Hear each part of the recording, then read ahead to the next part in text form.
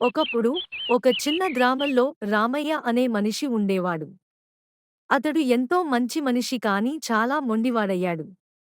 రామయ్య కష్టపడి పనిచేస్తూ పండ్లు, కూరగాయలు పండించేవాడు. తన కష్టానికి వచ్చిన పంటను అమ్ముకుని జీవనాన్ని గడిపేవాడు. రండి అమ్మ రండి తాజా తాజా కూరగాయలు. ఒకరోజు రామయ్య తన పొలంలో పనిచేస్తూ ఉండగా, తన పొలంలో ఒక వృద్ధుడు అతడిని చూడటానికి వచ్చాడు.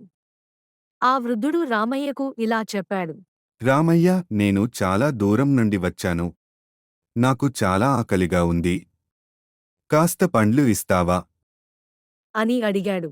అయితే రామయ్య అలవాటైన దుర్భావంతో నేను ఎంతో కష్టపడి పండించిన పండ్లు, వాటిని నేను నీకు ఉచితంగా ఎలా ఇస్తాను? అని జవాబిచ్చాడు. వృద్ధుడు నవ్వుతూ ఇలా అన్నాడు. ఈ భూమి నీది కాదు రామయ్య, ఈ ప్రకృతి అందించినది. మనం కేవలం ఈ దానికి సేవకులం. దయచేసి పంచడం నేర్చుకో. కాని రామయ్య వృద్ధుడి మాటలను పట్టించుకోకుండా అతనిని వెళ్ళగొట్టాడు.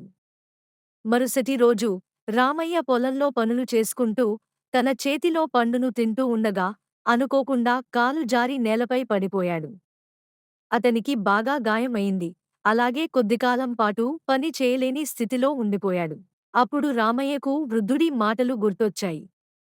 వృద్ధుడు చెప్పినదానికి అర్థం తెలుసుకుని తన తప్పును తెలుసుకున్నాడు. అప్పుడు నుంచి రామయ్య తన పండ్లను పంచుకోవడం ప్రారంభించాడు. తన గ్రామంలో అందరికీ సహాయం చేసేవాడు. నైతిక బోధ: ప్రకృతి మనకిచ్చిన దానిని పంచుకోవడం వల్లే నిజమైన ఆనందం లభిస్తుంది.